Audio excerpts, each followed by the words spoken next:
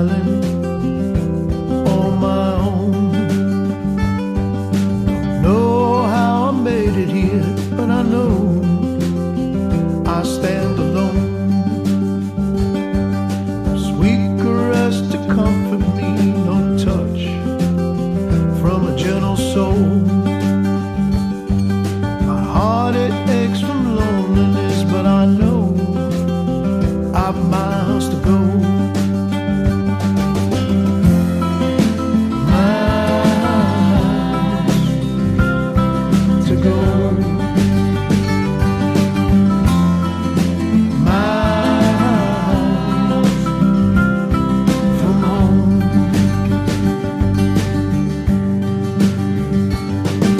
Another room in it. Just what you guys have been waiting for. I do have the man himself with me, but, or however you'd like to say it, I want to read two things before I introduce Todd. This first one is a review from Hitting the Note. It says, and I quote, "Imagine some power trio mixed into a Texas blues foundation and overlaid with trippy psychedelica. That's the essence of Wolfe's music," unquote. Now, one more. Oh, yeah, this is sweet. Electrifying, powerful CD with impressive guitar discharges that will get you right into your body as if they were vitamins. No more no more B vitamin doses, no more dark coffee cups. The hard-cutting Todd Wolfe's rock blues will wake you up every day, everywhere, anytime you listen to his music. That is La Hora del Blues. Ladies and gentlemen, it is American Veterans Radio, privilege and mine to have Todd Wolfe of the Todd Wolfe Band joining me live from Easton, Pennsylvania. Hey, Todd. Hey there. Well, thanks for having me on AVR today. I really appreciate it. No, you have no idea. Go ahead. That's some build up there, but I think I think I'd rather go for the cup of coffee myself. But no, I'm only going to touch on this. I know it's a big part of your how should I say, what you are, but I don't want it to be everything that we're going to be talking about. But real quick, Sheryl Crow, and you were her lead guitarist for 5 years. Yeah, close to it. We actually got together before then. We had met from our mutual friend and manager, Scooter. And I met her at the Michael Jackson concert when she was on tour with Michael Jackson.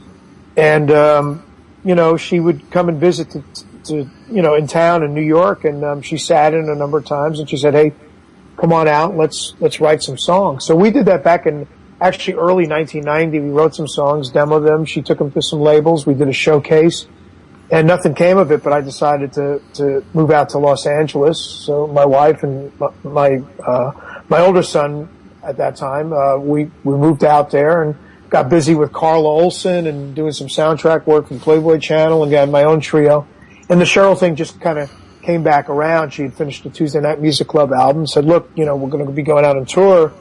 Would you like to come out and play guitar with me?" And I said, "Sure, I'd give it a whirl." And I never thought it was going to be close to 5 years. I thought it'd be, 6 months, maybe a year kind of thing. And I'd get back to playing with Carla Olson. But, almost 5 years later, there we were,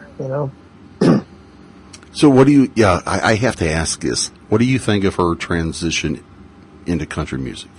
There's not a transition in my eyes. I mean, Cheryl's always... you probably know her much better than most of us. Yeah, sure. Yeah, there's always been sort of a country element in some of her material and a rootsy element. I mean, my God, Johnny Cash on one of his last albums covered one of her songs. So she's always had that in her, and it's hard to define what country music is. Sometimes it sounds like pop rock. Sometimes it sounds like roots rock that we grew up on. Yeah, good Southern rock is what I call her. Yeah, sure. Yeah, or no different than what the Stones might do. Look, it's a melting pot and you play different styles of music. I think they're consciously breaking her into the country market more, but her music has always kind of had that, even the way she talks. And we were talking about this off air about how she'll pronounce it Missouri, and she's right. from Kennett, the boot heel way down south. So, and she's into country music. She's into rock and roll, a lot of different things. So the elements are there, and you throw in she's even had pedal steel guitar from the get-go. On Tuesday Night Music Club, Bill Petrell played pedal steel guitar. So there's always been those elements in there. So I guess they're just making a push in that market to let people be aware that she has that as part of her music. All right, now you talk about that. Let's get back to you, because I wanted everybody to know that, because that's a huge accolade, in my opinion, to you, of your talents. So that's just really cool. But you just don't wake up one day with those kind of talents. Now you said real quick you wrote some songs, and some other people had wrote some songs, but you actually were a writer that's been covered by Faith Hill, Stevie Nicks, Deborah Coleman, and many, many others. Wow, how impressive is that? Well, yeah.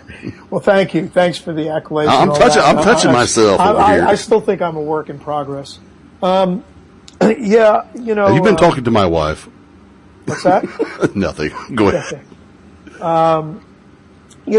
As far as Faith Hill and Stevie Nicks, that was one particular song that I wrote with Cheryl, and luckily enough, it got picked up. We had done it, that particular song, Somebody Stand By Me, for the movie Boys on the Side.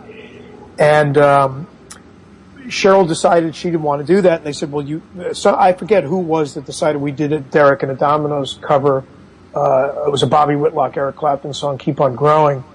And then Stevie Nicks heard the Somebody Stand By Me, and she wanted to cover it, and she did. It was in the movie, and then years later, Faith Hill covered it. So there was something about that song, Wouldn't Die, which is kind of a nice thing. But, yeah, it's nice when another blues artist covers. I'd love him to cover more of the songs because, in this day and age, for me, the song is very important. I know I ain't going to turn the world on its ear by my guitar playing. Jimi Hendrix and Eric Clapton, those guys came around already. And I just kind of do what I do. Everybody has their own language, their own talk, the way that they play the guitar and the way they sing and the way they make music. So it is really nice and very flattering when somebody covers one of your songs. And by all means, anybody's always welcome to cover one. It's a great thing. And the songs will outlive us. When we're dead and gone, your song might still be around, and that's very honorable. And I was telling you, Ted, a bit earlier, you just don't wake up one day and you're in the top 25 guitarists, by the way, which you are. Congratulations there too. On the Rockwire thing, yes. I noticed that. I'm shocked. You should not be. But I'm reading this, and it says when you were 13 years old. And by the way, ladies and gentlemen, Todd was born and raised in Queens, New York, and I know that's going to do our executive producer's heart really well because she's over in Manhattan area. So anyway. Born in the hills of Queens, Forest Hills, and it was an interesting neighborhood because a lot of music came out of there. Simon and Garfunkel, Leslie West of Mountain, who I've worked with, and the Ramones, of course. The Spampinato brothers moved from the Bronx, from NRBQ. They moved from the Bronx. I think it was 1969 because Johnny Spampinato and I were in the same sixth grade together. And he was always talking guitars and everything else. And Ronnie Earls from that neighborhood. And I think even Waddy Wattell is, if he's not from the neighborhood, right nearby, because I know Leslie West and Waddy Wattell were good friends when they were growing up. So a lot of different cross sections of music there. Yeah, that's where I'm from. 13 years old, you purchased your very first guitar, a Fender Mustang, right? Yeah, couldn't play it, or could barely play it. I had certain friends helping me out. There was one by the name of Adam who kind of showed me some stuff, and then my brother was a little bit older, and he had some friends that play guitar, Doug Scott, Mick Lee, and they kind of showed me a couple things. And eventually, I wasn't really playing it probably for another couple of years until I was about 15 or 16. Then I started to lay into it a little bit more. I was too busy out in the streets getting in trouble, streets of, Queens. I've never been to New York, so I've had many invitations. I work a full-time job as well, so I just haven't had the opportunity, but I want to make it up there, well, at least before I pass, if you will. It's a great place. And I thought Queens, the streets of Queens were a great place to grow up. We just had all the fun in the world. There were kids everywhere, and there was everything going on from garage bands literally playing in garages to stickball to softball on concrete, hoops, all kinds of things, and getting in trouble, of course. Well, I don't care where you're from. I think that happens. All right. Now, getting back a little bit to, I'm reading here something that says that, when you started hanging out, a little bit in, touring with, Cheryl, you guys started off in basically a van, and this is what it says, all in the van, tours of local establishment, and then you ended up opening up for such people as Bob Dylan, the Rolling Stones, the Eagles. My gosh. Yeah. Were you touching yourself there? Because, I would go crazy. Oh, no, absolutely. Actually, it was amazing, to have people like Eric Clapton jumping up on stage with us, Elton John jumping up on stage. Wow. And one of the most amazing events that happened, there was a while there where we had a joint tour with the Wallflowers and Sheryl Crow band. And Jacob and Rami, the keyboard player, would come up on stage with us every night, and we'd do a few songs. And one of the songs that seemed to always come up was The Weight, the band. And eventually Emmylou Harris would join us on stage, and Cheryl and Emmylou would duet together. And then The Weight, we'd do The Weight, everybody would stay up there. And eventually Levon Helm got up, which of course was the voice of the song, would get up and with his mandolin, and he'd do The Weight with us. And it went on like this until we got to California and we did the VH1 Honor Show. And there was reports that Levon was going to join us and Emmylou Harris was going to join us. And all of a sudden, before we knew it, we're in a dressing room, and besides Jacob and Levon and Emmylou, all of a sudden James Taylor's going to sit in with us and sing backup or sing a verse. And then, Steve Winwood. And I'm like, so Jacob and I are sitting now. Jacob is Bob Dylan's son, but I think he was feeling the same way I was. Like, here we are in this room. We looked at each other. We kind of smirked at each other like, this is unbelievable. We're doing The Weight with all these people, including Levon.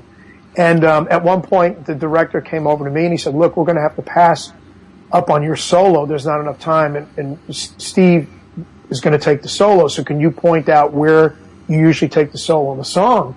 And that's when I really had to pinch myself. Here I am. I'm like, I'm letting Steve Winwood know when to go to take a solo on The Weight that, Levon Helm happens to be up there with all the other people joining us on. So, yes, there were moments like that where I just had to pinch myself. Oh, my gosh. I'm sitting here seriously thinking, how would I react to that kind of situation? I don't know. I don't know how I'd react. All right. Okay, now, after the whole gig with Cheryl, and I hope you guys are still in communication and that, because I think, at least from an outsider looking in, that she seems to be a pretty cool gal, but anyway, you went on, I should say, to form one of several bands, one of them being the Mojo Sun, and you actually signed with A&M Records. Yeah. Tell the story behind that, if you would. Well, that's a little bit sad. Well, I had some material that I wanted to get recorded, and I went into the studio with my old bass player friend Eric Massimino and great drummer Mike Lawrence, who I'd met actually through Sheryl Crow. He's a St. Louis boy, and he's back out in the St. Louis area now. And then a fellow bandmate in the Sheryl Crow band, Scott Bryan, also from St. Louis, and I wanted him to do most of the singing because I just didn't feel I had it. And we started to record, and eventually, Eric was gone, then Michael was gone, and it was just Scott and I, but we signed to A&M Records, and we kept recording. It was this ridiculous process, just kept going on, and some of the people at A&M were not sure about it, and one, David Anderley, was like, well, I think we got enough in the can, you don't have to keep recording, and I think some of the field reps were saying, well, let this band go out and play. And that was the problem. We didn't get out and tour. And the process just got longer and longer, but we did sign a deal, and they had slated us to release an album in the fall of 1998, And I was happy to be with A&M because I liked everybody that was part of the label. And A&M, even though now they were owned by the Polygram Group, which was owned by the Phillips Corporation, they had a great reputation, a great history of being about the music. And they told us that the fall of '98 we'd get the album out, and so we were still with Cheryl, and we were winding down with Cheryl, and she was already reconfiguring the band, and Scott and I were leaving, and I think even a bigger deal was Scott leaving because he played everything with Cheryl, keyboards, guitar, pedal steel, sang backup and everything. And then what happened was that the Phillips Corp that owned that whole ball of wax of all those music groups, they sold it to Seagram's, which was part of the Universal MCA thing. And then their guys came in and said, well, we're not sure we hear a single and yada, yada, yada. And I just turned to Scooter and I go, man, I can't do this anymore. I can't, keep going and recording for them to try to make some A&R guy or somebody happy at A&M Records.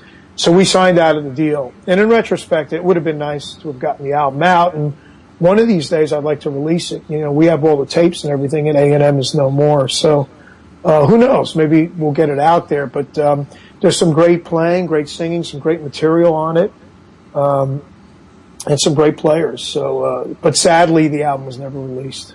And then I got busy, while I moved back east, and in the meantime, I was out doing a straighter blues type of thing in some of the clubs, and we had no name for that, so for lack of a name, just called it the Todd Wolfe Blues Project, because when I'd say we're going to play out live, people go, oh, Mojo Sun. I said, no, this blues project kind of thing that we're doing. And then eventually that morphed into something closer to Mojo Sun because we're not really we perform blues and there's blues on our records and blues is a big influence, but like the 60s and 70s band, we're more of a rock and roll band that's steeped in blues and influenced by blues, but definitely a melting pot of things. And I think the new album represents that as well. Maybe better than any of my other albums where it goes from an acoustic ballad to a straight blues tune to, a rock and roll song. By the way, the Todd Wolfe band Miles to Go is the latest CD, and you guys can check that out on our website, www.avradio.org, and just go to the Artist Spotlight tab, click on that photograph, and it would take you there.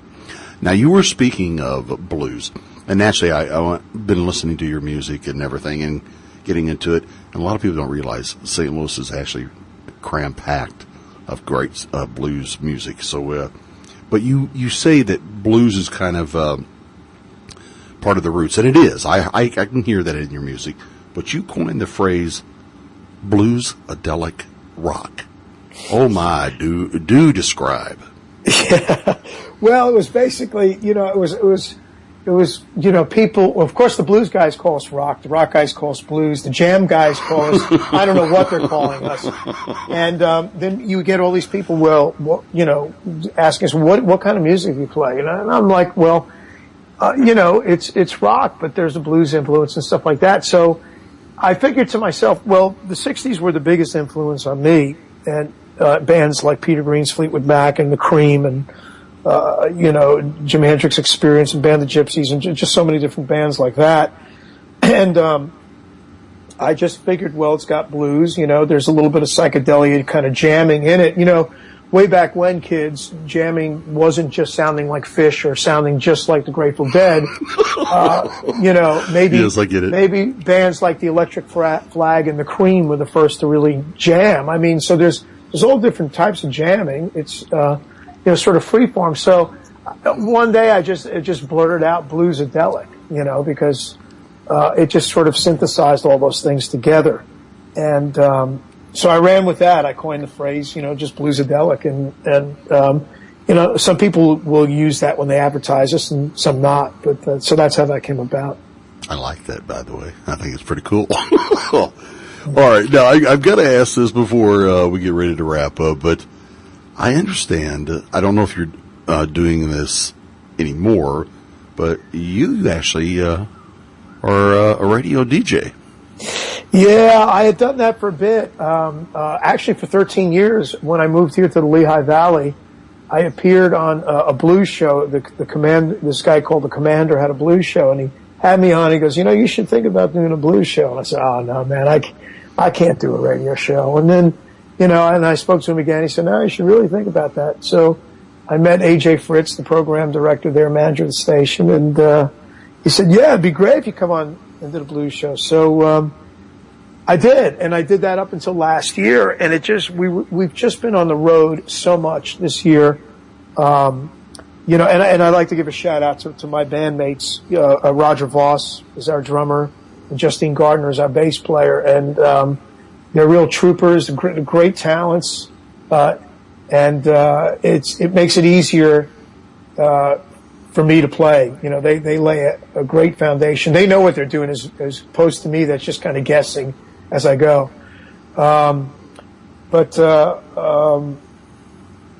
We were just on the road so much. I mean, this year alone, we had back-to-back tours that wound up being the two tours together were 14 and a half weeks, and they were 83 or 84 shows. Oh my gosh. Over 22,000 miles. And those were the second and third tours. We did one earlier in the year, and now I'm being told I think we're going to hit the road for about another 4 weeks, November into December, and might even make it to the St. Louis area. So, you know, yeah, so we're constantly on the road, and the same calendar, you know, 2012 was the same way. We were constantly on the road. So I finally just said to AJ Fritz, I just said, I got to give up the show. It's really not fair. And I miss it. And supposedly we're talking about me just coming on every now and then. I might even do a guest spot next Monday on WLVR. But it was really a blast. And I just want to say one more thing. You played a great track there that I had a lot of fun doing, Come What May. There's two versions of it. One that's on the album, that's instrumental, and one with lyrics. And we also had, besides Justine Gardner on bass, Roger Voss on drums, we had John Ginty join us on that, a great keyboard player. And he plays on a lot of songs on the album, as well as we got help from Sweet Susie doing some backing vocals, and tremendous harp player, a real harmonica player from the Philly area by the name of Steve Geiger. So he helped on a couple of songs as well, and just very proud of the album. Ladies and gentlemen, I've had and you've had the privilege to hear Todd Wolfe from the Todd Wolfe Band. Please do me and him a huge favor. Go out to our website, www.avradio.org. Go to our Artist Spotlight tab. Click on that, and you will read his bio. If you click on his photograph there with, what is it, Justine and Roger, correct? Correct, yep. And it will take you to their site. And by all means, make contact, buy their CDs, and let them know that you heard them right here on American Veterans Radio. Todd, thank you so much for hanging out with us for a few minutes. We do appreciate it. Oh, well, thank you so much. I'm honored to be on. It really was a good time.